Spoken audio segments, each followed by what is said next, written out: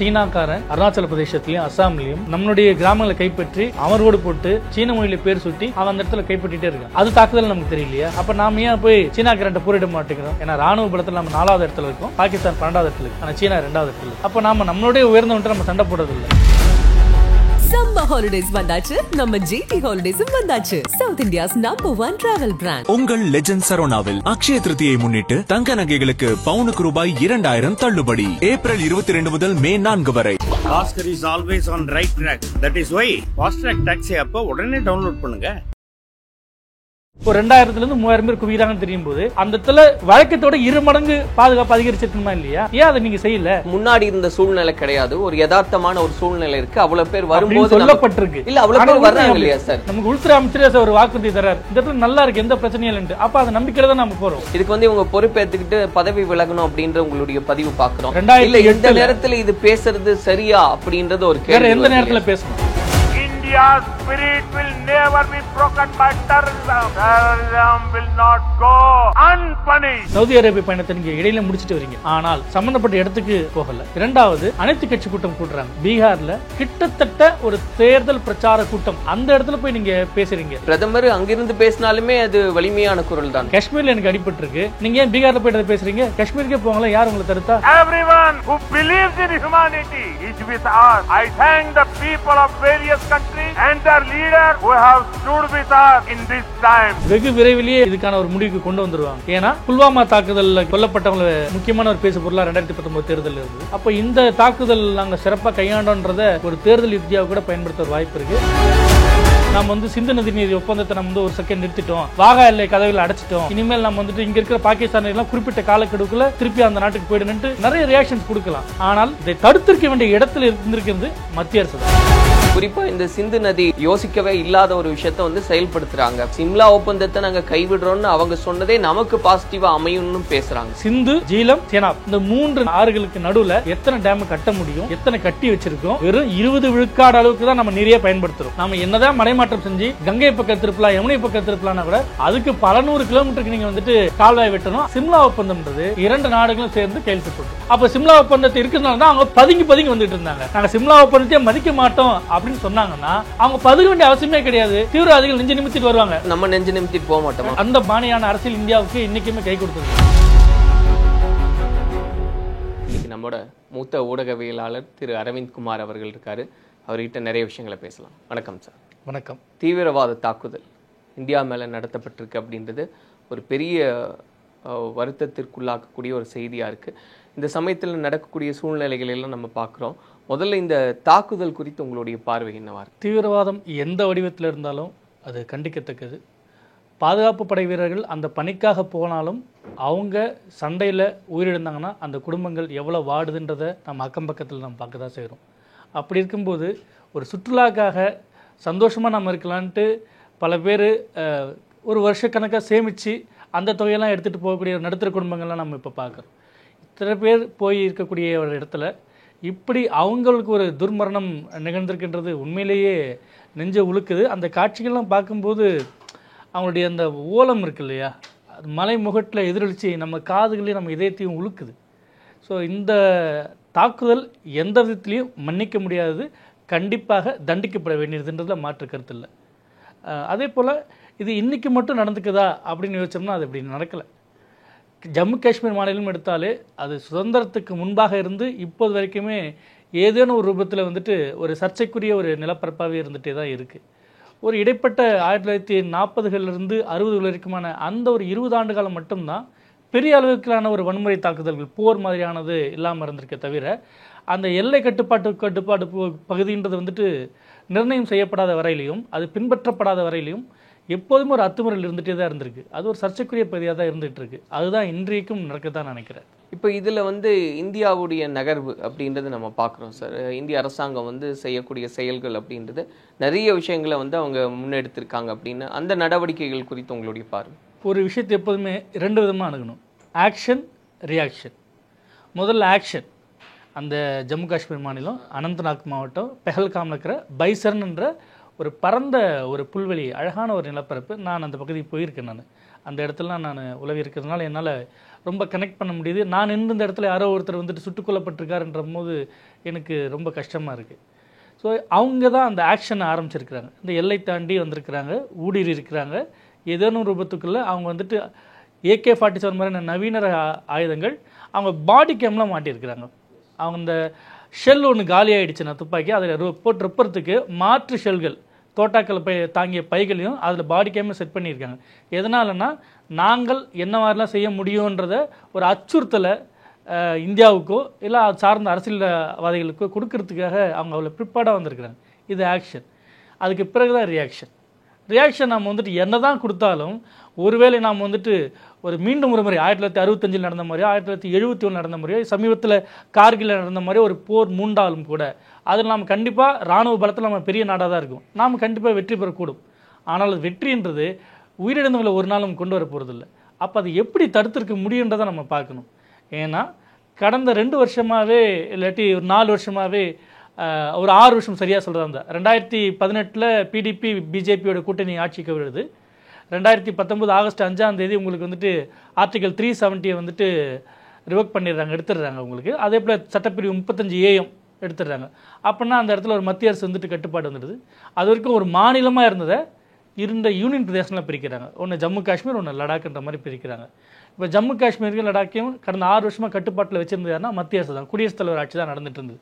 அப்படி நமக்கு என்ன சொல்லப்பட்டதுன்னா சட்டப்பிரிவு 370 எடுத்ததுனாலையும் 35A அகற்றுறதுனாலையும் அந்த இடத்துல இந்தியாவிலிருந்து யார் வேணாலும் போய் குடியேறலாம், நிலம் வாங்கலாம், வர்த்தகம், தொழில் எல்லாத்துலையும் ஈடுபடலாம் அப்படின்னு மீண்டும் நமக்கு நம்பிக்கையூட்டும் சொற்கள் தரப்பட்டது. மிக சமீபத்தில் ஒரு 2 மாதத்துக்கு முன்னாடி கூட உள்துறை அமைச்சர் அமித்ஷா என்ன சொன்னோன்னா கடந்த 2 ஆண்டுகளில் எந்த விதமான தாக்குதலும் நடக்கலை, இங்கே நல்லா தான் இருந்துகிட்ருக்கு அப்படின்ற மாதிரி சொன்னார். ஆனால் அதே அமித்ஷா போன மாதம் ஜம்மு காஷ்மீர் மாநிலத்துக்கான ஒரு பாதுகாப்பு கூட்டத்தை கூட்டுறாரு. அதில் மக்களால் தேர்ந்தெடுக்கப்பட்ட அரசாங்கம் உமர் அப்துல்லாவுடைய முதலமைச்சரையே கூட அவங்க கூப்பிடல. அதுக்கான கேள்வி என்னன்றது ஒன்று இருக்குது. ஸோ இப்படி தான் இந்த இடத்துல இருக்குது. இந்த ரியாக்ஷன் நம்ம இப்படி தான் பார்க்க வேண்டியிருக்கு. இந்த மாதிரி சமயங்களில் நீங்கள் எவ்வளோ பதிலடி கொடுத்தாலும் உயிரிழந்தது தான். ஸோ ரியாக்ஷன் நம்ம வந்து பாராட்டலாமா, நம்ம வந்து சிந்து நதி நீர் ஒப்பந்தத்தை நம்ம வந்து ஒரு செகண்ட் நிறுத்திட்டோம், வாகா எல்லை கதவுகளை அடைச்சிட்டோம், இனிமேல் நம்ம வந்துட்டு இங்கே இருக்கிற பாகிஸ்தானிலாம் குறிப்பிட்ட காலக்கெடுக்குள்ளே திருப்பி அந்த நாட்டுக்கு போயிடுன்ட்டு நிறைய ரியாக்ஷன்ஸ் கொடுக்கலாம். ஆனால் இதை தடுத்திருக்க வேண்டிய இடத்துல இருந்திருக்கிறது மத்திய அரசு தான்.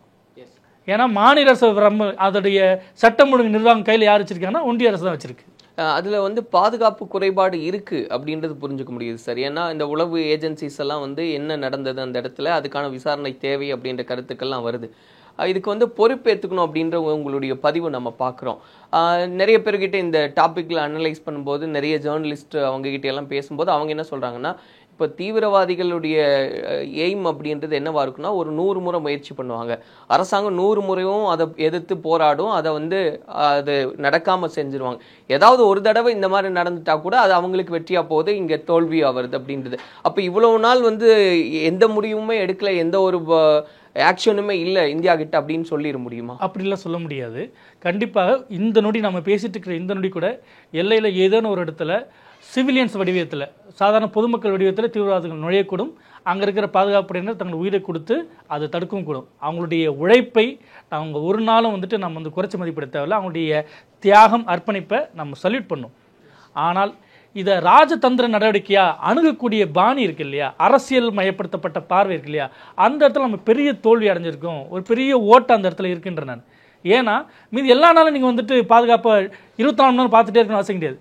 சுற்றுலா காலம், பயணிகள் கிட்டத்தட்ட அந்த இடத்துல ஒரு 2000-3000 பேர் குவிகிறாங்கன்னு தெரியும் போது அந்த இடத்துல குறைந்தபட்சம் வழக்கத்தோட 2 மடங்கு பாதுகாப்பு அதிகரிச்சிருக்கணுமா இல்லையா? ஏன் அதை நீங்கள் செய்யல? அப்போ கண்ணு கட்டின தூரம் வரைக்கும் எங்களுக்கு போலீஸே தெரியல, மிலிட்ரியே தெரியல, நாங்கள் வந்து அங்கே இருக்கிற குதிரைக்காரங்களையும் டிரைவர்களையும் நம்பி ஓடி வந்தன்ற பேட்டி நம்ம கேட்கும்போது எங்கே போனீங்க அந்த கேள்வி வரும்போது அப்போ பாதுகாப்பில் லேப்சஸ் இருக்குன்றதான? இல்லை, பாதுகாப்பில் லேப்சஸ் இருக்குது, அதில் வந்து மாற்றுக்கிறது கிடையாது சார். பட் அவங்க என்ன சொல்கிறாங்க அப்படின்னா இதுக்கான ஒரு காரணம் என்னவா இருக்குது அப்படின்னா, இப்போ முன்னாடி இருந்த சூழ்நிலை கிடையாது, ஒரு யதார்த்தமான ஒரு சூழ்நிலை இருக்கு. அவ்வளவு பேர் வரும்போது சொல்லப்பட்டிருக்கு இல்ல, அவ்வளவு பேர் வர்றாங்க இல்லையா சார்? இல்ல, இப்போ இந்த சீக்வென்ஸ் நம்ம ஒரு வீடியோ பாக்குறோம், நாம இருக்கோம், நமக்கு உள்துறை அமைச்சரே ஒரு வாக்குறுதி தராரு, இந்த இடத்துல நல்லா இருக்கு, எந்த பிரச்சனையும் இல்லைன்ட்டு. அப்ப அந்த நம்பிக்கையில தான் நம்ம போறோம். கலை யதார்த்தம் அங்க என்னவா இருக்குன்றது உங்களுக்கும் தெரியல, எனக்கு தெரியல. போய் நின்றுட்ட பிறகுதான் அவங்க துப்பாக்கியோடையும் தோட்டாவோடையும் வரும்போது நான் வெற்று மார்போட நிக்கிறேன். எனக்கு பக்கத்துல வந்து இல்ல பக்கத்துல சார், இல்ல. அதுதான் அந்த இடம் தான் நான் என்ன சொல்றேன்னா, இப்ப அந்த வீடியோஸ் எல்லாம் நம்ம பாக்குறோம். ஒரு சில வீடியோக்கள்லாம் அந்த இடத்துல எப்படி இருந்தது, ஈவன் அங்க துப்பாக்கி சூடு அந்த சத்தம் கேட்கும் போது கூட இந்த பக்கம் குழந்தைங்க ஆடிட்டு இருக்காங்க. அவங்களுக்கு தெரியல Yes, என்னமோ ஒரு அப்போ அங்க வந்து ஒரு இயல்பு நிலை இருக்குன்னு தான் நம்புறாங்க. அது அந்த மக்கள் போற அந்த விகிதமும் நமக்கு காமிக்குது எந்த அளவுக்கு இருந்திருக்கு அந்த இடம்னு. திடீர்னு ஒரு அட்டாக் அப்படிங்கும்போது அந்த அவங்க சொல்லக்கூடிய ஒரு ஸ்டேட்மெண்ட் என்னவா இருக்குன்னா, பாதுகாப்பு அங்கிருந்து கொஞ்சம் கொஞ்சமா, அதாவது ஆர்மி வந்து நம்ம எல்லா இடத்துலயும் வச்சிருக்கிறது மக்களை வந்து கொஞ்சம் கஷ்டத்துக்கு உள்ளாக்கும், அதனால கொஞ்சம் உங்களுடைய கோணத்திலே இல்ல அவங்களுடைய கோணத்திலே நான் வரேன். ஒரு தமிழ்நாடு, கேரளா, கர்நாடகா, ஆந்திரா, இந்த தென் மாநிலம் இருக்குல்ல, நேரடியான தீவிரவாத தாக்குதல்களோ தீவிரவாத அச்சுறுத்தல்களோ எதிர்கொள்ளாத ஒரு மாநிலங்கள்ல நாங்க வந்துட்டு எந்நேரமும் விழிப்போடு இருக்க வேண்டிய அவசியம் கிடையாது அப்படின்ற மாதிரி சொன்னா அதை ஏத்துக்கிடலாம். ஆனா இன்றளவும் ஒரு பக்கம் சைனாவிலையும் இன்னொரு பக்கம் பாகிஸ்தானிலையும் இன்னொரு பக்கம் உள்ளூரில் இருக்கக்கூடிய கிளர்ச்சியாளர்களாலையும் எந்நேரமும் அது வந்துட்டு வெடிக்கக்கூடிய ஒரு சூழலில் தான் இருக்குது. நீங்கள் சட்டப்பிரிவு 370 எடுத்தால் அங்கே தீவிரவாதம் ஒழிஞ்சிருந்தீங்க, எடுத்தீங்க, ஒழிஞ்சிடுச்சா? பண மதிப்பிழப்பு நடவடிக்கை கொண்டு வந்தால் உங்களுக்கு வந்துட்டு தீவிரவாதம் கொஞ்சம்னு சொன்னீங்க, குறைஞ்சிடுச்சா? புல்வாமா அட்டாக் அங்கே இருக்கிற சிஆர்பிஎஃப் வீரர்கள் மேலேயே நடத்தப்பட்ட அக்கறைக்கு பிறகு அந்த பண மதிப்பு இழப்பு அப்படின்ற சமயத்துல வந்து அங்க கற்கள் வீசுற அந்த சம்பவம் எல்லாம் கட்டுப்பட்டுச்சு இல்லையா சார்? ஏன்னா பணம் வந்து அவங்க கிட்ட கொடுத்ததுனால தான் இந்த நடவடிக்கையில அந்த இளைஞர்கள் எல்லாம் ஈடுபடுறாங்க, காசு கொடுத்தாங்கன்னு. ஒரு சர்டன் பீரியட் வந்து தீவிரவாதம் ஒன்றல்ல, கிடையாது தான். கண்டிப்பா உயிரை பறிக்கக்கூடிய ஒரு தீவிரவாதத்தை தங்களுடைய எதிர்ப்பை தெரிவிக்கக்கூடிய ஒரு போராட்ட வடிவத்தோடு ஒப்பிடுவது சரியில்லை. அப்படின்றப்ப அந்த இடத்துல இன்னும் நான் ஏற்கனவே சொன்னது போல தென் மாநிலங்களைப் போல பெரிய அளவுக்கு தீவிரவாத தாக்குதல் அச்சுறுத்தல இல்லாத ஒரு மாநிலங்களை நான் போதிய அளவு விழிப்போட இல்லைப்பா அப்படின்னு நம்ம சொல்லிடலாம். ஆனால் இப்போதான் அங்கே நிலைமை உங்கள் மாநிலையாக ஒத்துக்கிட்டா கூட நிலைமை இப்போ தான் சீரடைஞ்சிட்டே வந்துட்டு இருக்கு. அதை இன்னும் ஒரு மாதிரி தாக்குதல் நடந்துக்கூடாதுன்னு கூடுதல் விழிப்போடு தான் இருக்கணும். அதுவும் இல்லாமல் நமக்குன்ற அந்த இடத்துல பெரிய அளவு இருக்குது, இன்டெலிஜென்ஸ் இருக்குது, மாநில உளவுத்துறை மத்திய அரசோட கட்டுப்பாட்டில் இருக்கிறதுனால கூடுதலாகவே இருக்குது, போதுமான அளவுக்கு சுற்றுலா பயணிகள் வரக்கூடிய காலம். இந்த 5 காரணிகள் இருக்கும்போது கூட நீங்கள் அந்த இடத்துல கவனிக்கவே இல்லை அப்படின்னா அந்த இடத்துல பெரிய அளவுக்கு ஒரு ஓட்டம் இருக்குதான் அர்த்தம். எஸ், அந்த உளவு ஏஜென்சிஸ் ஏதோ வந்து அது நம்ம கண்காணிக்கணும், என்ன தவறு நடந்திருக்குன்றது சரி பண்ணணும், அங்க என்ன பிரச்சனைன்றது விசாரிக்கணும், உட்பட எல்லா விஷயங்களும் பேசப்படுது. இதுக்கு வந்து இவங்க பொறுப்பேற்றுக்கிட்டு பதவி விலகணும் அப்படின்ற உங்களுடைய பதிவு பாக்குறோம். இல்ல இந்த நேரத்துல இது பேசுறது சரியா அப்படின்றது ஒரு கேள்வி. எந்த நேரத்துல பேசணும், எப்ப பேசணும்? வீட்டுக்கு ஓடு மாத்திரம் மழை உள்ள ஒழுகுதுன்றப்போ தான் நான் வந்துட்டு கூரையை மாத்திரத்தை பற்றி யோசிக்கணும். இல்லை இப்போ கூரைன்னு ஒன்று இருக்கட்டும், மழை காலம் முடிஞ்சிட்டு வெயில் காலம் வந்துட்டு பிறகு மாற்றிட்டேன்னு தேவையில்லை. மழை காலத்தில் எனக்கு ஒழுகுது, நான் நனையிறேன். அப்போது எனக்கு உள்துறை அமைச்சர்னு ஒருத்தர் இருக்கிறாங்க, பாதுகாப்புத்துறை அமைச்சர்னு ஒருத்தர் இருக்கிறாங்க, அவங்கள நம்பி நான் இந்தியாவுக்குள்ளே எந்த இடத்துக்குள்ளே போயிட்டு வரலான்ற ஒரு நம்பிக்கையை கொடுத்துருக்காங்க, நான் போயிட்டு வரேன்றப்போ அங்கே ஒரு பிரச்சனை ஏற்பட்டால் நான் யாரை கேள்வி கேட்க முடியும்? நிச்சயமா அவங்கள தான் கேள்வி கேட்கிறேன். பதறி அடிச்சு அந்த இடத்துக்கு போறாங்க, என்ன நடந்ததுன்னு பார்க்கறாங்க. ஏற்கனவே குறிப்பிட்ட போல ஆக்ஷன் வேற ரியாக்ஷன் வேற. நீங்க ரியாக்ஷனுக்கு எவ்வளவுனா நீங்க வந்துட்டு ஆவேசமா பேசலாம், உங்களை கற்பனைக்கு எட்ட முடியாத அளவுக்கு நீங்கள் தண்டிக்கப்படுவீர்கள், பூமியின் எல்லை வரை விரட்டி அடிக்க. கண்டிப்பா ரொம்ப சந்தோஷமா இருக்கு, ஆனால் இது போல வாக்குறுதிகளை கடந்த 11 வருஷமா நிறைய கேட்டிருக்கும். இதே பண மதிப்பிழப்பு நடவடிக்கை கொண்டு வரும்போது 100 நாள் டைம் கொடுங்க, இது சரியில்லைன்னா நீங்கள் என்ன வேணா செய்யலான்ற மாதிரியான சொற்களை இந்த நாட்டின் உயரிய பீடத்தில் இருக்கிற பிரதமரே உச்சரிச்சதை நம்ம கேட்டிருக்கோம். ஆனால் அதனால எவ்வளோ அளவுக்கு பாதிப்பு ஏற்பட்டது, அதுக்கு நம்ம பழகிக்கிட்டோம். அப்படின்றது இப்போ இந்த 2000 நோட்டு நீங்கள் கண்ணால் இப்போ பார்த்தீங்களா? கடைசியாக எப்போ பார்த்தீங்க? ஏன்னா அவங்க திரும்பி பெற்றுட்டாங்க. அப்போது இது கொண்டு வந்தால் சரியாயிடும் அப்படின்னு சொல்லும்போது இன்னைக்கு 2000 நோட்டு என் கையில் இல்லை, ஆனால் தீவிரவாதம் இருக்குது. 2000 நோட்டுக்கு முன்னாடியே என்கிட்ட தீவிரவாதம் இருந்தது, 2000 நோட்டு வந்து என் கையை விட்டு போயிட்ட பிறகு தீவிரவாதம் இருக்குன்னா எதுக்கு அதை பண்ணணுன்ற ஒரு கேள்வி இருக்கு இல்லையா? அப்போ அப்படின்றப்போ யாரை நான் பொறுப்பாளியாக்க முடியும்? நேரடியாக நீங்கள் வாங்க, இங்கே சுற்றுலா தழைத்து இருக்கு, இங்கே மக்கள் நிம்மதியாக இருக்கிறாங்க, எந்த பிரச்சனையும் கிடையாதுன்னு எனக்கு நம்பிக்கை கொடுத்தவர்களிடம் தான் நான் கேள்வி எழுப்ப முடியும். அப்படின்னு பார்க்கும்போது இந்த இடத்துல மத்திய உள்துறை அமைச்சர் அமித்ஷாவும் இதுக்கு தான் முக்கியமான பொறுப்பாளராக நான் பார்க்குறேன். இப்போ இந்த கருத்தை இப்போ நீங்கள் முன்வைக்கிறீங்க சார். அகில இந்திய அளவில் காங்கிரஸ் கமிட்டி அவங்களும் ஆலோசனை நடத்துகிறாங்க, இந்திய அரசாங்கம் என்ன ஒரு முடிவு எடுத்தாலும் நாங்கள் ஸ்டாண்ட் பண்ணுறோம் கூட அப்படின்னு. அங்கே பெருவாரியாக இந்த கருத்து பேசப்பட்டதா சார்? நேற்று வந்து அந்த அனைத்து கட்சி கூட்டத்தில் பேரறிஞர் அண்ணாவுடைய கூற்று நான் இப்போ நான் நினைவுபடுத்துகிறேன். வீடு இருந்தால் தான் ஓடு மாற்ற முடியும், அது இப்போ திராவிட நாடு கொள்கையை கைவிடும்போது அதுக்கான தேவை இருக்குது, நான் கைவிடுறேன்னு சொன்னார். அதுபோல் நமக்குள்ள கொள்கை ரீதியான கட்சி ரீதியான பல்வேறு மாறுபாடுகள் இருக்கலாம், ஆனால் ஒட்டுமொத்த நாட்டுக்கான ஒரு அச்சுறுத்தலாக தீவிரவாதமோ அந்நிய படையெடுப்போ வரும்போது நம்முடைய மனம் ஆச்சரியங்களாம் ஒரு பக்கம் நகர்த்தி வச்சுட்டு ஒற்றுமையாக ஒரே குரலில் நாம் ஜெயிப்போம், நாங்கள் உங்கள் பின்னாடி நிற்கிறோம், இப்போ ஆட்சி கட்டில் யார் இருக்கீங்களோ அவங்களுக்கு நாங்கள் நிற்கிறோம். இதே 2008 பார்த்தீங்கன்னா பாரதிய ஜனதா கட்சி காங்கிரஸ்க்கு நீங்கள் எந்த நடவடிக்கை எடுத்தாலும் நாங்கள் பின்னாடி நிற்கிறோன்னு தான் உறுதியளித்தாங்க. அவங்க அதை வந்துட்டு காங்கிரஸ் அரசோட தோல்வின்ட்டு வேறு மாதிரி தான் விமர்சித்தாங்களே தவிர, ஆனால் பாகிஸ்தான் மீதான தாக்குதலையோ அப்போ நடந்த எதிர் நடவடிக்கைகளோ பாரதிய ஜனதா கட்சி ஆதரிச்சது. அதே பாணியில் தான் இப்போ காங்கிரஸ், இந்தியா கூட்டணி கட்சிகள் வந்துட்டு அனைத்து கட்சி கூட்டத்தில் கலந்துருக்காங்க. மத்திய அரசு எடுக்கக்கூடிய எல்லா விஷயங்களுக்கும் நாங்கள் முழு மனதோட ஆதரவு தெரிவிக்கிறோம். ஆனால் ஏன் இந்த இடத்துல இப்படி நடந்தது, எதனால் பாதுகாப்பில் நம்ம கோட்டை விட்டோம், எப்படி தீவிரவாதிகள் ஊடுருவினாங்க, ஏன் கவனக்குறைவு, ஏன் இதை முன்கூட்டியே கணிக்கல, இது எல்லா கேள்விகளும் ஆக்கப்பூர்வமான எதிர்கட்சிகளா அவங்களும் கேட்கிறாங்க. ஒரு நாட்டின் குடிமகனா நான் இந்த கேள்வியை முன்னெடுப்பேன். இல்ல பதவி விலகணும் அப்படின்னு காங்கிரஸ் தரப்புல இருந்து யாராவது பேசியிருக்காங்களான்றது? காங்கிரஸ் தரப்புல இருந்து யாரும் நேரடியான குரல, அவங்க கூட்டணியில் இருக்கக்கூடிய சுப்பிரமணிய சாமி அவரே அந்த குரலை தொடர்ச்சியா இருக்காரு. திருமாவளவன் வந்து இங்க விடுதலை சிறுத்தைகள் அவர் இந்த குரலை முன்னெடுத்து. இல்ல சார், ஒரு பிரதான எதிர்கட்சி காங்கிரஸ் அவங்களே வந்து பதவி விலகணும், இதுக்கு பொறுப்பேற்றுட்டு அப்படின்னு சொல்லும் போது இது நம்ம இங்க பேசுறது அது ஏற்ப மணிப்பூர் விவகாரத்துல பலமுறை சொல்லிட்டாங்க. இந்த பெஹல்காம் விடுங்க, மணிப்பூர்ல 2 ஆண்டுகளாக பற்றியறியும் போது உள்துறை அமைச்சர் அங்க பாரதிய ஜனதா ஆட்சி வந்துட்ட பிறகு கூட அது கட்டுக்கடங்காமல் இருக்கும்போது அவங்க பதவி விலகுன்ற கேள்விக்கு கோரிக்கை பலமுறை சொன்னாங்க. ஆனா அவங்க செவிமடுத்தாங்களா? அப்ப அதுக்கு மட்டும் சொல்லி நடக்காதப்போ இதுக்கு மட்டும் ஏன் சொல்ல? அதனால இப்ப சொல்லலன்னு எடுத்துக்கலாமா? அது அவங்களுடைய அந்தந்த கட்சியோட நிலைப்பாடு. என்னுடைய பார்வையா ஒரு கட்சியோடைய வளர்ச்சியோ வாக்கு சதவீதமா நான் பார்க்கல. நான் சந்தோஷமா அந்த இடத்துல போகும்போது எனக்கு இது மாதிரி ஒரு நிலைமை ஏற்பட்டிருந்தா, என்னுடைய சகோதரர்களுக்கு இது மாதிரி நிலைமை ஏற்பட்டிருந்தா, நான் என்ன மாதிரி கொந்தளிப்பான ஒரு மனநிலைக்கு வருவணும். அப்படிதான் அதை நான் பார்க்குறேன். எஸ், இல்லை அது வந்து நம்ம பேசி ஆக வேண்டியது தான் சார் நீங்கள் சொல்கிறது அப்படின்றது. எனக்கு அது ஒரு டவுட் இருந்தது. ஏன்னா காங்கிரஸ் அந்த ஒரு விஷயத்த வந்து சொல்கிறாங்களா அப்படின்றது தான். நேரடியாக அந்த கருத்துக்களை சொல்லலை, மணிப்பூர் விவகாரத்தில் ஏற்கனவே இதை எழுப்பியிருக்காங்க. இப்போ இதோட இந்த கண்டினியூட்டி ஆக்ஷனுக்கான ரியாக்ஷன் அப்படின்னு நம்ம பேசும்போது சார் நிறைய விஷயங்கள் இப்போ நீங்கள் லிஸ்ட் அவுட் பண்ண மாதிரி குறிப்பாக இந்த சிந்து நதி ஒப்பந்தம் அப்படின்றது கைவிடுறோம் அப்படின்றது ஒரு பெரிய மூவாக இருக்குது. ஏன்னா இது வரைக்கும் நம்ம அதை வந்து யோசிக்கவே இல்லாத ஒரு விஷயத்த வந்து செயல்படுத்துகிறாங்க அப்படின்றது. இது ப்ளஸ் ஆர் மைனஸ் எப்படின்றது நீங்கள் பார்க்குறீங்க? சிந்து நதி நீர் ஒப்பந்தன்றது 1960 போடப்படுது. அப்போதைய பிரதமர் ஜவஹர்லால் நேரு, அந்த பக்கம் அயூப் கான் ஃபீல்டு மார்ஷல், இவங்க 2 பேரும் கையெழுத்திடுறாங்க. அதாவது இமாலய மலைகளில் உற்பத்தி ஆகக்கூடிய 6 முக்கியமான நதிகளை யார் பங்கிட்டிருக்கிறது அப்படின்றப்போ அதோடைய கிழக்கு சரிவில் வரக்கூடிய 3 ஆறுகள் ராவி, பியாஸ், சட்லஜ், இது வந்து முழுமையாக அந்த நதிநீரை வந்து உரிமை கொண்டாடுறது வந்துட்டு இந்தியாவுக்குன்ட்டோம். மேற்கு திசையில் சரியக்கூடிய சீலம், ஜீனாப், அப்புறம் சிந்து முக்கியமானது. இந்த 3 நதிகளும் வந்துட்டு 80 விழுக்காடு பாகிஸ்தானுக்குன்ட்டும் 20 விழுக்காடு வந்துட்டு இந்தியாவுக்குன்ட்டு உலக வங்கியை மத்தியஸ்தராக வச்சுக்கிட்டு, வேறு எந்த நாடுகள்லையும் உலக வங்கியை வந்துட்டு மத்தியஸ்தராக வச்சுக்கிட்டு இந்த மாதிரி ஒப்பந்தம் நடைமுறைப்படுத்தப்படல. இந்த இந்தியா பாகிஸ்தானில் மட்டும்தான் இது மாதிரி போடப்பட்டிருக்காங்க. கிட்டத்தட்ட 2 பெரிய போர்கள், கார்கில் மாதிரியான ஆக்கிரமிப்பு இதெல்லாம் இருக்கும்போது கூட இந்த சிந்து நதிநீர் ஒப்பந்தத்தில் தடை இல்லாமல் அங்கே உற்பத்தி ஆகக்கூடிய நீர் இந்திய எல்லையை தாண்டி பாகிஸ்தான் வழியாக ஓடி அரபிக்கடலில் கலந்துட்டு தான் இருந்தது. இப்போ இவங்க எடுத்திருக்கிற நடவடிக்கையை வந்துட்டு நிச்சயமாகவே ஒரு உளவியல் ரீதியான தாக்குதலை பாகிஸ்தான் மக்களிடத்தில் ஏற்படுத்தும். ஆனால் நேரடியாக இயற்கையின் கணக்குப்படி பார்த்தோம்னா இந்த ஒப்பந்தத்தை இந்த நதி நாங்கள் நிறுத்துகிறோன்னு சொல்கிறதுல வந்துட்டு நிலவியல் ரீதியாகவும் அறிவியல் ரீதியாகவும் பல சங்கடங்கள் இருக்குது. எப்படின்னா, இப்போ கர்நாடகத்துக்குலேருந்து உற்பத்தி ஆகிற காவேரி தமிழ்நாட்டுக்குள்ளே பாயணும். இப்போ அந்த இடத்துல 2 அணைகள், சிறிய அணைகள் கட்டியிருக்கிறாங்க. இப்போ 3வது மேக்கத்தாட்டில் வந்துட்டு அணைகள் கட்டு.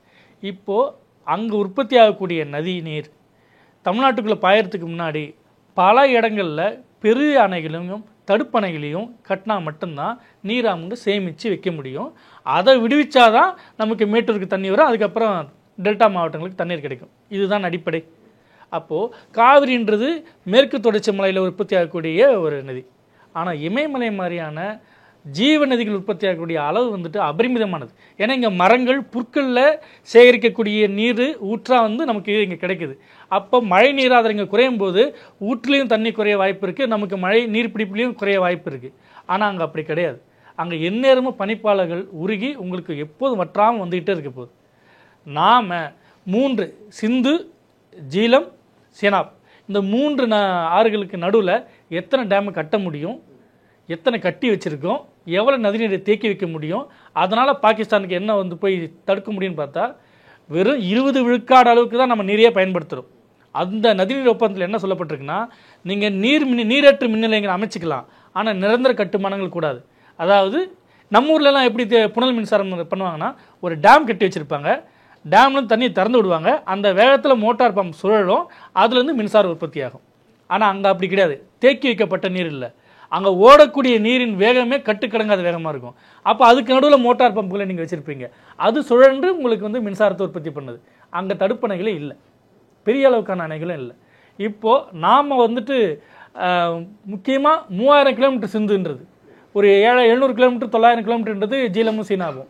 இப்போ இந்த நதி நீரில் நாம் வந்துட்டு நீர் தடுக்கணும்னா குறைந்தபட்சம் ஒவ்வொரு இதுலேயும் 10 டேம் ஆச்சும் நம்ம கட்டணும், பெரிய டேம்கள். அந்த இடத்துல டேம்னால் நம்ம ஒரு 10 வருஷத்துக்கு கட்டி முடித்து அதுக்கு பிறகு அதுக்கு ஒரு 50 லட்சம் கோடிகள் செலவாகுதுன்னு 5 லட்சம் கோடிகள் செலவாகுதுன்னு வச்சுங்களேன். அப்போ 10 ஆண்டு காலத்துக்கு நீங்கள் அந்த ஒப்பந்தத்தை நான் நிறுத்துவோன்னு சொல்கிறது எந்த விதத்தில் legally viable or scientifically viable? But அதுதான் சார், இது வந்து இன்னைக்கே நடத்த முடியாது அப்படின்றதையும் சொல்றாங்க. இப்போ இது வந்து ஒரு நீண்ட கால பார்வையில் படிப்படியாக வந்து நாங்கள் இம்ப்ளிமெண்ட் பண்ணி கொண்டு வருவோம் அப்படின்றது தான். இது குறுக்கிட்டு மன்னிக்கணும். சைனாவில் வந்துட்டு வடப்பகுதி வந்துட்டு வறண்ட பகுதியாக இருக்கும், தென்பகுதியில் இமயமலையுடைய ஒரு சரிவு அவங்களுக்கு இருக்கின்றதுனால அவங்களுக்கு இங்கே யாங்சாங் மாதிரியான மிகப்பெரிய ஆறுகள், நம்ம பிரம்மபுத்திரா வந்து அந்த இடத்துல வேற ஒரு பேரில் அழைக்கப்படுது, அங்கே ஹான் ரிவர்லாம் இருக்குது, இப்படி நிறைய ஆறுகள்லாம் அங்கே இருக்குது. ஆனால் வடக்கு பகுதியில் அவங்களுக்கு தண்ணி இல்லை. அவங்க என்ன பண்ணாங்கன்னா south north water transfer project அப்படின்னு ஒரு திட்டத்தை 25 ஆண்டுக்கு முன்னாடி ஆரம்பிக்கிறாங்க. அது கிட்டத்தட்ட ஒரு $7 பில்லியன் அளவுக்கு செயல்படுத்தப்படுது. முதல்ல தெற்குலேருந்து வடக்கு நோக்கி திருப்பணும், முதல்ல கிழக்கு நோக்கி திருப்புறாங்க, அப்புறம் வடக்கு நோக்கி திருப்புறாங்க. கிட்டத்தட்ட ஒரு 10 மாவட்டங்கள், தென் மாவட்டங்களை தாண்டி வடக்கு மாவட்டங்கள் நோக்கி தண்ணியை கொண்டு போய் சேர்க்குறாங்க. இந்த 25 ஆண்டுகள் ஆகியிருக்கு அவங்களுக்கு அதோடைய கட்டுமானங்களை செஞ்சு முடித்து அதை பலனை அனுபவிக்கக்கூடிய இடத்துக்கு இப்போ தான் நடந்து வந்துருக்கு. 2024 அக்டோபரில் தான் அந்த திட்டத்தோடைய மேற்கு பகுதியுடைய முடிவு கிடைச்சிருக்கு. அப்போது நாம் அது போய் செய்கிறதா இருந்தால் நம்மளுடைய நிதி ஆதாரத்துக்கு இராணுவத்துக்கு நம்ம எவ்வளோ நிதி ஒதுக்குறோம், உயர்கல்விக்கு எவ்வளோ நிதி ஒதுக்குறோம் அப்படின்ற மாதிரி இந்த நீரேற்று நிலையங்களை அமைக்கிறதுக்கு நீண்டகால பயணத்திட்டமாக நாம் என்ன மாதிரி திட்டங்களை ஒதுக்குறோம், அதுக்கு எவ்வளோ நிதி ஒதுக்குறதுன்னு பார்த்தா இப்போ நம்மகிட்ட இல்லை. அப்போ நம்ம என்ன பண்ண போகிறோம்?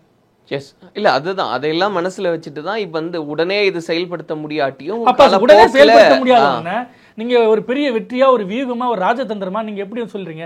காமன் மேனுக்கு ஒரு அச்சத்தை ஏற்படுத்தும். ஒருவேளை பாகிஸ்தான் பஞ்சாபை சேர்ந்தவர்களுக்கோ, அங்கே இருக்கிற கராச்சி முல்தான் அந்த பகுதியில் சேர்ந்தவங்களுக்கோ, இந்த நீரை நம்பி இருக்கிறவங்களுக்கு ஐயோ நாளையிலேருந்து நமக்கு தண்ணியே கிடைக்காதா, குடிக்க தண்ணியே வராதா, விவசாயம் பண்ணுறது தண்ணியே வராதா அப்படின்ற மாதிரி ஒரு சின்ன அச்சங்கள் இருக்கலாம். ஆனால் குறைந்தபட்ச நிலவியல் தெரிந்தவர்களுக்கு இது உடனடியாக சாத்தியம் இல்லைன்று தெரியும். இது அரசியல்வாதிகளுக்கு நல்லாவே தெரியும். அப்போ எந்த விதத்தில் இது பாகிஸ்தானுக்கான நேரடியாக நாளைக்கே பலன் தரக்கூடிய ஒரு அச்சுறுத்தலாக மாறும்? நேரடியாக உடனே கிடைக்காத ஒன்று நாம் இன்னைக்கு ஒரு பெரிய வெற்றி வீவுன்னு ஏன் இங்கே கூக்குரலிடணும்? இல்லை, இது நீங்கள் சொன்ன மாதிரி ஒரு உளவியல் ரீதியான தாக்குதல் தான். இந்த மாதிரியும் நாங்கள் வந்து செயல்படுத்துவோம் அப்படிங்கும்போது அவங்களை இன்னும் பலவீனப்படுத்துறது தான் வந்து அப்படின்ற ஒரு நிலைன்னு நான் புரிஞ்சுக்கிறோம் சார். இப்போ இந்த சமயத்தில் வந்து பாகிஸ்தானுடைய ரியாக்ஷன்ஸையும் நம்ம பார்க்குறோம். சிம்லா ஒப்பந்தத்தை நாங்கள் கைவிடுறோன்னு, சிம்லா ஒப்பந்தத்தை நாங்கள் கைவிடுறோன்னு அவங்க சொன்னதே நமக்கு பாசிட்டிவாக அமையும்னு பேசுகிறாங்க. இல்லை, அது எந்த விதத்துலையும் பாசிட்டிவ் இல்லை. உண்மையிலேயே நேரடியான பாதிப்பை ஏற்படுத்தக்கூடியது சிம்லா ஒப்பந்தம். சிந்து நதி நீர் ஒப்பந்தத்தில் இருக்கக்கூடிய சிக்கல் நாம் என்ன பேசணும்? உடனடியாக நம்மளால் நீரை தேக்கி வைக்க முடியாது. ஏன்னா நம்ம தலைக்கு மேலே ஓவர் டேங்க் இருந்தால் ஒரு அளவுக்கு தான் கொள்ளளவு இருக்கும், அதுக்கு மேலே வழிஞ்சு தான் போகுன்ற மாதிரி நம்ம என்னதான் மடைமாற்றம் செஞ்சு கங்கை பக்கம் திருப்பலாம், யமுனை பக்கம் திருப்பலான்னா கூட அதுக்கு பல 100 கிலோமீட்டருக்கு நீங்கள் வந்துட்டு கால்வாய் வெட்டணும், அதுக்கான பாதுகாப்பாளர்களை உருவாக்கணும். அதனால வேறு ஏதாவது இயற்கை சித்தங்கள் உண்டாகுதான்னு நம்ம கணக்கில் வச்சுக்கணும். இது ஒரு பக்கம் இருக்கட்டும். சிம்லா ஒப்பந்தம்ன்றது இந்தியாவுக்கும் பாகிஸ்தானுக்கும் இடையில் இருக்கக்கூடிய எல்லை கட்டுப்பாட்டு கோட்டு பகுதி இருக்கு இல்லையா, அதை நாங்கள் ஏற்றுக்கிறோம் அப்படின்ட்டு 2 நாடுகளும் சேர்ந்து கையெழுத்து போட்டு, இப்போது அங்கே கண்ணுக்கு தெரிஞ்ச ஒரு கம்பி இருக்குது, கண்ணுக்கு தெரிஞ்ச ஒரு கண்காணிப்பு கோபுரங்கள் இருக்குது, அதை நாங்கள் ஏற்றுக்கிறோன்றதுனால தான் இவர்கள் இந்த வீரர்கள் இந்த எல்லையிலையும் இந்திய வீரர்கள் இந்த எல்லையிலையும் நிற்கிறாங்க. இதை நாங்கள் ஏற்றுக்க மாட்டோம்னு சொன்னால் நாங்கள் தாண்டி வருவதற்கு ரொம்ப எளிதான வாய்ப்பு இருக்குது. இது இன்றைக்கே நடைமுறைக்கு வரக்கூடிய இல்லை, இன்றைக்கே பின்பற்ற ஏற்கனவே பாகிஸ்தான் தரப்புலேருந்து ஊடுருவல்கள் இருக்குது. அப்போ சிம்லா ஒப்பந்தத்தை இருக்கிறதுனால தான் அவங்க பதுங்கி வந்துட்டு இருந்தாங்க. நாங்கள் சிம்லா ஒப்பந்தத்தையே மதிக்க மாட்டோம் அப்படின்னு சொன்னாங்கன்னா அவங்க பதுங்க வேண்டிய அவசியமே கிடையாது. தீவிரவாதிகள் நெஞ்சு நிமித்திட்டு வருவாங்க, பண்ண போறோம். இல்ல அதேதான் சார், இப்ப அவங்க நெஞ்சு நிமித்திட்டு வரும்போது நம்ம நெஞ்சு நிமித்திட்டு போக மாட்டோம். கண்டிப்பா அந்த பாணியான அரசியல் இந்தியாவுக்கு இன்னைக்குமே கை கொடுத்தது இல்லை. 1965 71 இல்லை கார்கிலோ கராக்கிரமோ எல்லா இடத்துலையுமே பாகிஸ்தான் ஆக்கிரமிப்பு செய்திருக்கு. பதில் தாக்குதல் தான். ஏன்னா நேரடியாக ஒரு நிலத்தை கைப்பற்றி நேரடியாக ஒரு நாட்டின் மீது போர் தொடுத்து இந்தியாவுக்கு பழக்கம் இல்லை. அது இந்தியாவுக்குடைய இறையாண்மைக்கு அழகம் இல்லை. ஏன்னா இந்தியாவில் இருக்கிறது மக்களால் தேர்ந்தெடுக்கப்பட்ட ஒரு ஜனநாயக ஆட்சி. பாகிஸ்தானில் இராணுவத்தினர் தான் உண்மையான ஆட்சி நடத்துகிறாங்க. வேறு யார் இருந்தாலும் இம்ரான்கானும் அதுக்கு முன்னாடி யார் இருந்தாலும் இப்போ இருக்கிற ஷாபாஸ் ஷெரீஃப் எல்லாருமே பொம்மை தான். ஏன்னா இந்தியாவில் இருக்க மிலிட்டரிக்கு பார்த்தீங்கன்னா அவங்க வாங்குற சம்பளம் மட்டும்தாங்க சம்பளம். பாகிஸ்தானில் இருக்கிற மிலிட்டரிக்காரனுக்கு சம்பளம் கிடையாது. அவன் எரிசக்தி துறையை நடத்துகிறான், உரத்துறையை நடத்துகிறான், மின்சாரத்துறையை கட்டுக்குள்ள வச்சுருக்கான், போக்குவரத்து துறையை நடத்துகிறான். அவன் தான் வெளிநாட்டிலேருந்து யூரியாவை இறக்குமதி பண்ணி அங்கே இருக்கிற விவசாயிகளுக்கு இதாக கிலோ வந்து 350 ரூபான்ற ரேட்டு நிர்ணயம் பண்ணுறது அங்கே இருக்கிற இராணுவ ஆட்சியாளர்கள். அப்போது அவங்ககிட்ட அந்த அதிகாரம் இருக்கிற வரைக்கும் அவங்க வந்துட்டு உண்மையான ஜனநாயகத்துக்கிட்ட ஆட்சி போயிடுச்சுன்னா அவங்களால இப்படி இருக்க முடியாது. அப்போ எப்போதுமே இராணுவத்தின் கையில் அதிகாரம் குவிக்கப்பட்டிருக்குன்னு அவங்க நினைக்கிறாங்க. அதுக்காக என்ன பண்ணுறாங்கன்னா கிளர்ச்சியை தூண்டுறாங்க. அவங்க தான் தீவிரவாத குழுக்களுக்கு அடைக்கலம் தராங்க, அவங்க தான் தீவிரவாதிகளுக்கு ஆயுதங்கள் தராங்க. அப்போ எந்நேரமும் அந்த இடத்துல நெருப்பு கனண்டுகிட்டே இருக்கிறது தான் பாகிஸ்தானுடைய அரசியல் பணியாக இருக்குது. இந்தியாவுக்கு அப்படி கிடையாது. இங்கே அமைதி, இங்கே நிலையான ஒரு கல்வி, நீடித்த வளர்ச்சி, இதெல்லாம் வந்துட்டு இந்தியாவோட எல்லா மாநிலங்களையும் இப்போ பார்வை இதுவாக இருக்குது. இந்தியாவுடைய அரசாங்கத்துடைய பார்வை இதுவாக தான் இருக்குது. அப்போ நாம் நேரடியாக போயிட்டு நெஞ்சு நிமித்திட்டு போவோமா, நாம் எல்லையை தாண்டுவோமானா நாம் அந்த இஸ்லாமத்தை மதிக்கிறோம். அதனால தான் ஒவ்வொரு தடவையும் எல்லை கட்டுப்பாட்டை நீங்கள் தாண்டுறீங்க, எல்லை கட்டுப்பாட்டை நீங்கள் தாண்டுறீங்க நம்ம குரல் கொடுக்கணுமே தவிர ஒரு நாளாச்சும் நேரடியாக இந்திய வீரர்கள் எல்லையை தாண்டியதாக வந்து பாகிஸ்தானில் அங்கே இருக்கிற ஊடகங்கள் செய்திகளை வெளியிடலாம். ஆனால் நாம் எந்த இடத்துலையுமே போர் தொடுத்ததாக வரலாறு இல்லை. ஏன்னா வரலாறு 1965, 71 கார்கில் எல்லாமே என்ன சொல்லுதுன்னா பாகிஸ்தான் ஃபர்ஸ்ட் வந்திருக்கு, இந்தியா பதிலடி கொடுத்து அவங்களை விரட்டி அடிச்சிருக்கு. இல்லை இப்போ அதே தான் சார் சினாரியோ. இப்போ நீங்கள் சொன்னதில் எந்த சேஞ்சுமே நடக்கல. பட் பாகிஸ்தான் என்ன சொல்கிறாங்க, இந்த அட்டாக்கும் எங்களுக்கும் சம்மந்தம் கிடையாது, இந்தியா வேணும்னு எங்கள் மேலே பழி சுமத்துறாங்கன்னு சொல்கிறாங்க. நம்ம முப்படைகளை வந்து தயார் நிலை கொண்டு வரோம், அவங்களும் தயார் நிலை கொண்டு வராங்க, தற்காப்புக்காக நாங்கள் கொண்டு வரோம்னு சொல்கிறாங்க. பட் சண்டையை அவங்க திரும்ப ஆரம்பிக்கிறாங்க. பாகிஸ்தான் அரசியல்வாதிகளுடைய கையாலாகத்தனம் என்னன்னா இராணுவத்தினர் அவங்க பாட்டுன்னு தீவிரவாதிகளை அனுப்பிச்சிட்டு இருப்பாங்க. இவங்க ராஜாங்க ரீதியான பேச்சுவார்த்தைகள் டிப்ளமேட்டிக் டாக்ஸ் பேச வேண்டிய இடத்துல இருக்கிறதுனால இவங்க இப்படி தான் பேசியாக முடியும். ஆனால் ஒட்டுமொத்த உலகத்துக்கே தெரியும் இங்கே யார் தாக்குதல் நடத்தியிருக்கா, இதன் பின்னணியில் எந்த அமைப்பு இருக்குது. ரெசிஸ்டன்ட் ஃப்ரண்ட்னு ஒரு அமைப்பு பொறுப்பெடுத்திருக்காங்க. அது லஷ்கர் ஏ தொய்பா போட்ட குட்டி தான் அது. ஆனால் லஷ்கர் ஏ தொய்பா நாங்கள் பண்ணலன்றாங்க. லஷ்கர் ஏ தொய்பா அவர் கண்ணீர் விட்டு கதறினாலும் ஒருவேளை இதுக்கப்புறம் லஷ்கர் ஏ தொய்பாட்ட வந்துட்டு வீரியமான தாக்குதல் எதிர்பார்க்க முடியாது, அடுத்த ஒரு அமைப்பை நம்ம உருவாக்கணும். அல் கைதான்றது ஒரு பெரிய தீவிரவாத அமைப்பாக இருந்தது, அதுக்கப்புறம் ISISன்னு ஒன்று வந்தது. அப்படி தானே மாறிட்டே வருது ஒவ்வொரு காலகட்டத்திலையும். அப்படின்றப்ப இனிமேல் லஷ்கர் ஏ தொய்பாவுடைய தாக்குதல்கள் அவங்க பெரிய அளவுக்கு பண்ண மாட்டாங்கன்றப்ப அடுத்து யார் தாக்குதலுக்கு தயாராக இருக்கிறாங்களோ அவங்ககிட்ட அந்த கத்தி கை மாறுது. அப்படிதான் இதை நம்ம பார்க்க வேண்டியதாக இருக்குது. ஓகே, இன்னைக்கு இருக்கக்கூடிய இந்த சூழ்நிலையெல்லாம் வச்சு பார்க்கும்போது சார் இன்னைக்குமே இந்தியா தான் அப்பர் ஹேண்டில் இருக்குது. ஒரு போர் மூண்டாலும் கூட அந்த மாதிரி இப்போ ஒரு பலம் இருக்குது அப்படின்றது தான் பேசப்படுது. அதில் உங்களுக்கு எதாவது மாற்று கருத்து இருக்கா? இல்லை, இதில் 2 விதமான கருத்துக்கள் எனக்கு இருக்குது. நம்ம எல்லை பகுதியில் ஒரு சீற்றம் நடக்குது, ஒரு தாக்குதல் நடக்குது அப்படின்றப்ப நம்ம பொங்குறோம் பாகிஸ்தான். ஒவ்வொரு நாளும் சீனாக்காரன் அருணாச்சல பிரதேசத்துலேயும் அஸ்ஸாம்லேயும் பல்வேறு இடங்கள்லையும் வடகிழக்கில் நேரடியாக அவனுடைய நம்மளுடைய கிராமங்களை கைப்பற்றி அவரோடு போட்டு அந்த இடத்துல அந்த கிராமத்துக்கு சீன மொழியில் பேர் சுட்டி அவன் அந்த இடத்துல கைப்பற்றிகிட்டே இருக்கான். அப்போது அது தாக்குதல் நமக்கு தெரியலையா? அப்போ நாம் ஏன் போய் சீனாக்காரன்ட்ட போரிட மாட்டேங்கிறோம்? ஏன்னா ராணுவ பலத்தில் நம்ம 4வது இடத்துல இருக்கோம், பாகிஸ்தான் 12வது இடத்துல இருக்குது, ஆனால் சீனா 2வது இடத்துல இருக்குது. அப்போ நம்மளுடைய உயர்ந்தவன்ட்டு நம்ம சண்டை போடுறதில்ல. பாகிஸ்தான்கிட்ட எத்தனை ராணுவங்கள் இருக்குது, எத்தனை காலாட்படை இருக்குது, எத்தனை விமானங்கள் இருக்குது, எத்தனை அணுகுண்டுகள் இருக்குது, இந்தியாவிட்ட எவ்வளோக்குன்னு ஒரு நிறைய பட்டியல் எல்லாம் போடுறாங்க. பட்டியல் அடிப்படையில் இராணுவ வல்லமை, இராணுவ வலிமை இந்த அடிப்படையில் பாகிஸ்தானை விடவும் நாம் 3 மடங்கு 4 மடங்கு பெரிய நாடு தான். நம்மகிட்ட இருக்கக்கூடிய இராணுவ வீரர்கள், போர் விமானங்கள், ஹெலிகாப்டர்கள், கவச வாகனங்கள், அணுகுண்டுகள், இப்படி எல்லா அளவுலையுமே நாம் வந்துட்டு பாகிஸ்தானோட முன்னணியில் இருக்கோம். ஆனால் அது தீர்வு இல்லை. ஏன்னா அப்போ அதே ஃபார்முலாவை நம்ம சீனா பக்கம் திருப்பணும்னா நம்ம சீனா நம்மளை விட 3 மடங்கு அவங்க அதிகமாக இருக்கிறாங்க. அப்போ அந்த இடத்துல நம்ம தோல்வியை தருவோமா? அப்போது ஒரு இடத்துல வெற்றி பெறக்கூடிய இடத்துல போர் தொடுத்துட்டு தோல்வி அடையக்கூடிய வாய்ப்பு இருக்கக்கூடிய இடத்துல நாம் வந்துட்டு அமைதியாக இருக்கிறதுன்றது சரியான நடவடிக்கை இல்லை. இதை முழுக்க தீவிரவாதத்தை கட்டுக்குள்ளே வச்சுக்கிறதுக்கான வழியை தான் நம்ம பார்க்கணுமே தவிர போர்ன்றது ஒரு தீர்வாக இருக்காது. ஏன்னா சுட்டுக் கொல்லப்பட்ட இந்த சுற்றுலா பயணிகளும் நாளைக்கு போர் முண்டால் உயிரிழக்கக்கூடியவனும் ஏதோ ஒரு குடும்பத்தில் ஒரு தாய்க்கு மகனாவோ ஒரு கணவனுக்கு மனைவி இப்படி தான் இருக்க போகிறாங்க. அவங்கள வந்துட்டு உயிரிழக்கிறத வைக்க செய்கிறதுல உடன்பாடு இல்லை. ஆனால் இருக்கக்கூடிய சூழ்நிலைகள் ஒரு நிமிஷத்துக்கு வரக்கூடிய செய்திகள் அப்படின்றது என்ன வேணால் நடக்கலாம் அப்படின்றது தானே ஊர்ஜிதப்படுத்துகிற மாதிரி இருக்குது. இப்போ மியான்மரில் பார்த்தீங்கன்னா சர்ஜிக்கல் ஸ்ட்ரைக்குன்னுட்டு இந்திய அரசாங்கம் பண்ணாங்க. என்னுடைய அனுமானத்தின்படி கண்டிப்பாக வர்த்தக போருக்கான ஒரு வாய்ப்பு அமையுமே தவிர நேரடியான களப்போருக்கான ஒரு வாய்ப்பு ஏற்படும் எனக்கு தோணவே இல்லை. ஏன்னா சிந்து நதி நீர் ஒப்பந்தம் நிறுத்தி வைக்கப்படும்ன்றது ஒரு மாபெரும் வர்த்தக தாக்குதலாக தான் நான் பார்க்குறேன். கண்டிப்பாக அது ஒரு துல்லிய தாக்குதல் தான். நாளைக்கே தண்ணி நிறுத்தினா என்ன ஆகுன்ற அந்த பதற்றம் அங்கே உற்பத்தியை பாதிக்கும், அந்த தொடர் சங்கிலியை பாதிக்கும். அதனால் இப்போ அங்கே இருக்கிற ஆட்சியாளர்களுக்கு எதிராக கிளர்ச்சியான குரல்கள் வரக்கூடும். இப்படி தான் நான் பார்க்குறேன். நாம் இங்கே இருந்துட்டு போர் தொடுத்து நாம் ஏவுகணை விடுவோம், அவங்க ஏவுகணை விடுவோம், அப்படி பண்ண ஒரு கார்கில் மாதிரியான காலகட்டமாக இது மாறுன்னு தெரியல. ஆனால் பிரதமர் உறுதி பூண்டிருக்கிறபடி, இல்லை இந்திய மக்களுடைய கொந்தளிப்பை கட்டுக்குள்ளே வைக்கும்படி நாம் ஒரு சர்ஜிக்கல் ஸ்ட்ரைக் கண்டிப்பாக பாகிஸ்தானுக்குள்ளே போயிட்டு, அபோதாபாத்தில் பதுங்கி இருந்த பின் லேடனை வந்துட்டு அமெரிக்கா இறங்கி அடிக்கலையா? அந்த நாட்டில் வந்துட்டு போரா தொடுத்தாங்க. தங்களுடைய இலக்கு இதுதான். அப்போ ரெசிஸ்டன்ட் ஃப்ரண்ட் எங்கே இருக்குது? ரெசிஸ்டன்ட் ஃப்ரண்ட்டுக்கான ஆதரவாளர்கள் யார்? அதோடைய முகாம்கள் என்ன? அதோடைய நிலைகள் என்ன? அவங்களை துல்லிய தாக்குதலுக்கான வாய்ப்புகள் தான் நிறைய இருக்கிறதா நான் நினைக்கிறேனே தவிர, நேரடியாக 2 நாடுகளுக்கு இடையில ஒரு போர் மூலம்ன்ற மாதிரியான ஒரு சிந்தனை எனக்கு இல்லை.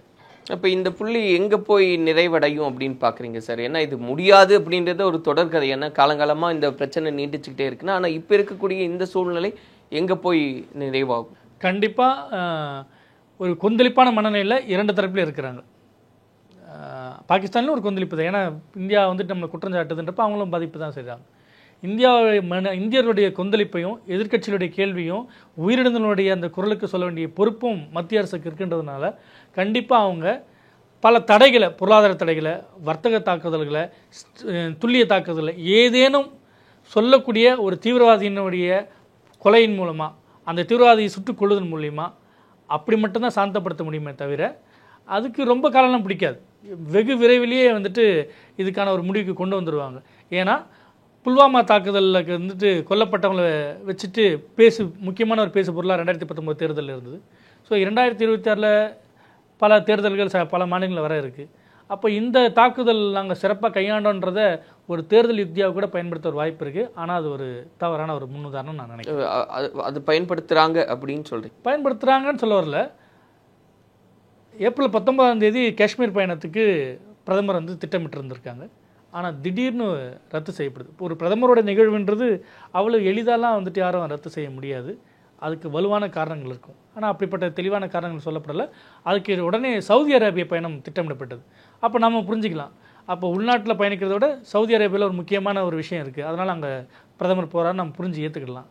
ஆனால் அமெரிக்க துணை அதிபர் வந்துட்டு இந்தியாவில் பயணம் செஞ்சுட்டு இதே காலகட்டத்தில் இந்தியா மேலே ஏகப்பட்ட இறக்குமதி வரியெல்லாம் போட்டு அமெரிக்கா பரஸ்பர வரி விதிப்பு முறையில் நம்ம வந்துட்டு நெருக்கடி கொடுக்குற சமயத்தில் அவர் முடிவெடுக்கக்கூடிய இடத்துல இல்லைனா கூட ட்ரம்ப் கிட்ட போய் இந்த குரல் நீங்கள் சொல்லுங்கள், இந்தியாவுடைய அதிருப்தி நீங்கள் தெரிவிங்கன்ட்டு நேரடியாக ஒரு பிரதமர் உட்காந்து பேசியிருக்கும் பட்சத்தில் அது இன்னும் நல்லா இருந்திருக்கும் நான் நினைக்கிறேன். ஆனால் ஒரு பக்கம் காஷ்மீர் பயணம் ரத்து, மறுபக்கம் சவுதி அரேபிய பயணம். ஆனால் அதே காலகட்டத்தில் அமெரிக்க துணை அதிபருடைய இந்த ஜேடி வான்ஸோடைய வருகை இங்கே இருக்குது. ஜேடி வான்ஸ் கூட உட்காந்து பேச வேண்டிய நேரத்தில் நீங்கள் சவுதி அரேபியாவில் போய் நிற்கிறீங்க. அது எனக்கு ஏன் இப்படின்ற ஒரு கேள்வியே எனக்கு இல்லை, அது சந்தேகத்தை எழுப்புதுன்னு பார்க்க. சந்தேகம்னு நான் சொல்லக்கூடிய இடத்துல இல்லை, அது அவ்வளோ பெரிய ஒரு வார்த்தை. ஆனால் இந்த இடத்துல அமெரிக்கா நம்ம மேலே ஏன் அவ்வளோ வரியை போட்டிருக்கு, வரியை குறைக்கிறதுக்கு நடவடிக்கை எடுக்கலாமேன்ட்டு நீங்கள் கேட்கக்கூடிய இடத்துல இருக்கும்போது அதை விடுத்து நீங்கள் போனது ஏன்ற கேள்வி எனக்கு எழுப்புது. சந்தேகப்படக்கூடிய இடத்துல இருக்குல்ல, ஒரு இந்த நாட்டின் குடிமகனாக வாக்களிக்கக்கூடிய ஒரு ஜனநாயக கடமையை நான் கரெக்டாக செஞ்சுட்டு வரேன்ற அடிப்படையில் நான் கேள்வி எழுப்புறேன். நீங்கள் இவர்கிட்ட கேள்வி கேட்காம ஏன் அங்கே போனீங்க அப்படின்ட்டு. இது முதல் கேள்வி. சவுதி அரேபிய பயணத்தை நீங்கள் இடையில முடிச்சுட்டு வரீங்க, பெஹல்காம் தாக்குதல் கேட்டேன்னு வந்த உடனே பாதுகாப்புத்துறைக்கான அமைச்சருக்கான கூட்டங்களை கூட்டுறீங்க, அது பாராட்டத்தக்கது. ஆனால் சம்மந்தப்பட்ட இடத்துக்கு ஒரு பிரதமர் நேரில் போயிருந்தாருன்னா இன்னுமே வலுவாக இருந்திருக்கும். ஆனால் அங்கே போகலை. 2வது அனைத்து கட்சி கூட்டம் கூட்டுறாங்க. அப்போ நீங்கள் எங்கே இருக்கீங்க? பீகாரில் மதுபானியில் கிட்டத்தட்ட ஒரு தேர்தல் பிரச்சார கூட்டம், தேசிய பஞ்சாயத்து ராஜ் தினம்தான் அது, அதுக்கான நிகழ்ச்சியில் தான் அவர் கலந்துக்கிறாரு. பல்வேறு திட்டங்களுக்கு ஒரு அடிக்கல் நட்டுறாரு, இல்லை முடிந்து வைக்கப்பட்ட திட்டங்களை தொடக்கியும் வைக்கிறார். ஆனால் அந்த இடத்துல போய் நீங்கள் பேசுகிறீங்க, இந்த பூமியின் எல்லை வரை நாங்கள் சென்று, அதுவுமே மெசேஜ் தானே சார்? கண்டிப்பாக ஒரு பிரதமர் அங்கிருந்து பேசினாலுமே அது வலிமையான குரல். கண்டிப்பாக எனக்கு தலையில் காயம் பட்டிருக்கு, நீங்கள் வந்துட்டு காலுக்கு சுழுக்கு எடுக்கிறீங்கன்னு நீங்கள் சொல்கிறீங்க. காஷ்மீரில் எனக்கு அடிபட்டிருக்கு, நீங்கள் ஏன் பீகாரில் போய்ட்டு பேசுகிறீங்க? காஷ்மீருக்கே போங்களா, யார் உங்களை தடுத்தா? நீங்கள் ஏன் காஷ்மீருக்கு போகல? உடனடியாகவே அமித்ஷா போனார் சார், உள்துறை அமைச்சர் போயிருக்கார் சார். பிரதமராக நீங்கள் சவுதி அரேபியாவிலேருந்து கிளம்பி டெல்லி வர தெரிஞ்ச உங்களுக்கு அங்கேருந்து ஸ்ரீநகர் போகிறதுக்கு எவ்வளோ நேரம் ஆகிட போகுது? நீங்கள் அங்கே போகலை, ஏன் அதுக்கு பதிலாக பீகாருக்கு போனீங்க? பீகாரில் அப்படின்னு முக்கியமான விஷயம், பீகாரில் மிகப்பெரிய தாக்குதல் நடந்திருக்கா? அங்கே உயிர் சேதம் ஏற்பட்டிருக்கா? அங்கே கொந்தளிப்பு ஏற்பட்டிருக்கா? அங்கே ஒரு விழா நடக்குது, அந்த விழாவில் போயிட்டு கிட்டத்தட்ட ஒரு தேர்தல் பிரச்சாரம் மாதிரியான பாணியில் தான் அந்த கூட்டம் வடிவமைக்கப்பட்டிருக்கு. நீங்கள் அங்கே போய் ஏன் பேசுகிறீங்க? நீங்கள் அதுக்கு பதிலாக நீங்கள் பேசவே தேவையில்லையே, மௌனமாக நீங்கள் அங்கே போய் நின்றுட்டு அமைதியாக அந்த இடத்த உத்து பார்த்துட்டு ராணுவ வீரர்களை கையை பிடிச்சிருந்தாலே எங்களுக்கு ஒரு நம்பிக்கை கிடைச்சிருக்குமே. நீங்க இவ்வளவு பெரிய வீர உரைகள்லாம் பேசியிருக்க இல்லையா? சவுதி அரேபியால இருந்துட்டு பயணத்தை முடிச்சுட்டாருயா, கிளம்பி இங்க வந்துட்டார். வந்த நொடி நேரா அவர் காஷ்மீர் தான் போய் நின்னாரு அப்படின்ற செய்தி எங்களுக்கு பெரிய ஆறுதலாகவும் எதிரிகளுக்கு ஒரு பெரிய அச்சமாக இருந்திருக்குல்ல. ஆனால் அவர் நேராக கிளம்பி வந்துட்டு பீகாரில் ஒரு தேர்தல் பிரச்சார கூட்டம் இருக்குது, அதை நான் முடிச்சுட்டு அதுக்கப்புறம் வரேன், அந்த இடத்துல என்ன ஸ்டேட்மெண்ட்டை பாருங்கள் அப்படின்னு சொல்கிறது சரியாக படலை. அதுக்கு பதிலாக அனைத்து கட்சி கூட்டத்தில் அவர் இருந்திருக்கணும் குறைந்தபட்சம். ஓகே, உள்துறை அமைச்சர் உங்கள் பாணிக்கே வரேன், நான் உள்துறை அமைச்சர் நாங்கள் அனுப்பிச்சிட்டோம். ஆனால் அனைத்து கட்சி கூட்டன்றது மக்களால் தேர்வு செய்யப்பட்ட 10 எம்பிக்களை உள்ளடக்கிய கட்சிகளுக்கு மட்டும்தான் அழைப்பு கொடுத்துருக்காங்க. அப்போ கிட்டத்தட்ட மக்களுடைய பிரதிநிதிகளுடைய கூட்டமாக தான் நம்ம பார்க்குறோம். அப்போ அந்த இடத்துல அரசியல் கட்சியில் இருக்கும்போது நீங்கள் வந்து நின்று உட்காரும்போது பிரதமர் இருக்கிறார், எதிர்கட்சி தலைவர் இருக்கிறார், எல்லா கட்சியிலும் இருக்காங்க. அப்போ இந்தியா மேலே கை வச்சா எல்லா கட்சியிலும் ஒரே இடத்துல நின்று நம்மளை தாக்கும் அப்படின்ற ஒரு செய்தி மற்ற நாடுகளுக்கு, குறிப்பாக பாகிஸ்தானுக்கு பிரதமர் இருந்திருக்கணும், அதில் மாற்று கருத்து இல்லை சார். ஆனால் பிரதமர் தவிர்த்து எல்லாருமே இருந்தாங்க இல்லையா? எல்லா இடத்துல இருக்கக்கூடிய பிரதமர், மனதின் குரலில் பேசக்கூடிய ஒரு பிரதமர், ஏதோ தமிழ்நாட்டில் குக்கிராமத்தில் ஒரு நெசவாளருக்கு வந்துட்டு பாடுவார், நல்லா செய்தால் அவர் கூப்பிட்டு பாராட்டக்கூடிய ஒரு பிரதமர், ஒரு மாபெரும் பிரச்சனை இருக்கும்போது அந்த இடத்துக்கு போகாதது ஏன் என்ற கேள்வி இருக்கிறதா இல்லையா? மணிப்பூருக்கு ஏன் போகல, மணிப்பூருக்கு ஏன் போகலன்ட்டு கேட்டுகிட்டே இருந்து ஓஞ்சி போனது தானே அது. அப்போ காஷ்மீருக்கு ஏன் போகலன்றது தானே கேள்வி. காஷ்மீரில் நீங்கள் அந்த இடத்துல சுரங்க இசட் வடிவிலான சுரங்கப்பாதையை திறந்து வைக்கிறீங்க, போனீங்க கத்துவால அந்த இடத்துல. அப்படின்றப்போ இந்த இடத்துல பெஹல்காம் நடக்கக்கூடிய சிக்கலுக்கு நீங்கள் போயிருந்திருக்க வேண்டியது தானே. நீங்கள் காஷ்மீர் வரைக்கும் இன்னும் புதுசு இல்லையே, அங்கே வளர்ச்சி திட்டங்களுக்கு நீங்கள் போயிருக்கீங்க. அங்கே ஒரு இன்னல் என்னும் போது நான் போனோமே இல்லையா. ஒரு நம்முடைய தமிழர் பண்பாடு, ஒரு வீட்டில் நல்லது நடக்க போகிறோமோ இல்லையோ, ஒரு கெட்டது நடந்தால் போய் நிற்கணும்னு நம்ம நினைக்கிறோம். அப்போ அதே பண்பாட்டின் அடிப்படையில் அங்கே வளர்ச்சி திட்டங்களுக்கு அமித்ஷா கொடியமைச்சாலும் அங்கே ரயில் ஓட தான் போகுது, அங்கே ராஜ்நாத் சிங் கொடியமைச்சாலும் ரயில் ஓட தான் போகுது. ஆனால் நீங்கள் போய் நிற்கும்போது அங்கே பிரச்சனைனா எல்லாருக்கும் ஒரு சிக்கல்னா பிரதமர் வந்துட்டாருப்பா, அந்த கேள்வி வருந்தா என்ன காரணம்னு நினைக்கிறீங்க சார்? அவர் இங்கே வராமல் அங்கே போனதுக்கு என்ன காரணம்? அந்த இடத்துக்கு அவர் தான் பதில் சொல்லணும். ஏன் போகலன்ற ஒரு நியாயமான கேள்வி தான் நான் எழுப்ப முடியுமே தவிர அதுக்கு நான் வந்து சில கற்பிதங்களை கட்ட முடியாது. பல்வேறு காரணங்கள் இருக்கக்கூடும், திட்டமிட்ட நிகழ்ச்சிகளை ரத்து செய்ய முடியாமல் கூட இருக்கக்கூடும், அதனால பாதுகாப்பு சூழ்நிலையும் இருக்கலாம். அப்படின்னா அது வந்துட்டு இந்தியாவுக்கு அச்சுறுத்தல். ஒரு பிரதமர் அந்த இடத்துல பாதுகாப்பு கருதி போக முடியாமல் இருந்தாருன்னா அந்த இடத்துல தீவிரவாதிகளுக்கு தானே கை ஓங்கி இருக்கிறது அர்த்தமாகுது. உள்துறை அமைச்சர் போயிட்டார் இல்லையா, ராணுவ ஹெலிகாப்டர்லையும் போய் பார்த்துருக்காரு, நிலத்திலையும் போய் பார்த்துருக்காரு, அந்த இடத்துல ஒமர் அப்துல்லா வந்து எல்லாருமே போய் பார்த்துருக்காங்க. அப்போ யாருக்குமே இல்லாத அச்சுறுத்தல் பிரதமருக்கு மட்டும் எப்படி வந்துடும்? அந்த இடத்துல தீவிரவாதிகள் விரட்டப்பட்டிருக்காங்க, உடனே பாதுகாப்பு பலப்படுத்தப்பட்டிருக்கு, எல்லையில் நம்மளுடைய வீரர்கள் கண்காணிப்பு மீண்டும் பாதுகாப்பு இல்ல, அதுல வேற அரசியல் காரணங்கள் இருக்கும்ன்றத என்னுடைய ஐயம். அதான் அரசியல் காரணங்கள் தான் என்னுடைய ஐயம். அதான் இந்த நகர்வு நம்ம பொறுத்திருந்து பார்க்கலாம் சார், இன்னும் என்னெல்லாம் நடக்க போகுதுன்னா. ஆனால் நீங்கள் சொன்ன மாதிரி எல்லா இந்தியர்களுக்கும் அந்த ஒரு எதிர்பார்ப்பு இருக்குது, திரும்ப இந்திய அரசாங்கம் என்ன செய்ய போகிறாங்க இதில் அப்படின்றது. கூடிய விரைவில் அதுக்கான சரியான நடவடிக்கை பாயும் அப்படின்றத நம்பலாம். பொறுத்திருந்து நம்ம பேசுவோம் சார். நன்றி. நன்றி. சம்மர் ஹாலிடேஸ் வந்தாச்சு, நம்ம ஜிடி ஹாலிடேஸும் வந்தாச்சு. South India's number 1 travel brand உங்கள் லெஜண்ட் சரோனாவில் அக்ஷய திருதியை முன்னிட்டு தங்க நகைகளுக்கு பவுனுக்கு ரூபாய் 2000 தள்ளுபடி. ஏப்ரல் 22 முதல் மே 4 வரை. Oscar is always on right track. That is why Fast Track Taxi app உடனே டவுன்லோட் பண்ணுங்க.